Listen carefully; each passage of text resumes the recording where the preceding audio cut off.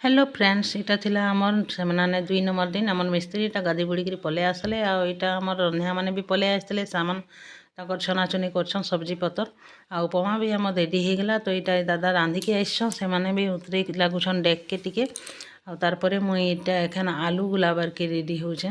तो इटा आलू नेकरी मुई गुले बसबी आ मिस्त्री हमर इटा जिलबी बनछन काने कि सखाले भी नास्ता ती जिलबी थिला आ दुई पहर लागिबी। तो इटा सखाल तैयारी चलीछे आलू चप आ जिलबी। तो दुईटा चुलाती से 3टा काम करसन आमर आ समस्तकर खाना सरी से आमर नास्ता बनाबार नहीं सरे। तो देखो इटा भात भूता भी सियाड़े हो गला सब खाना हो गला जेते पिला माने आसिक सब इटा प्रिपेयर हेले न खाना पीना देवार लगी। आ मोर मिस्त्री इटा बरा छानुछन एखन 12 बजे से माने बरा देसन जे आ मुई छानबी एखन बरा माने हाँ बरा पकाबी चूल्हाती कहूँ। तो ठीक अच्छे फिर देखा मैं नेक्स्ट वीडियो रे फिर काଣା करमा जे देखाबी मैं आपण मान के कहीं केते दिन छाड़ी काम जीवा।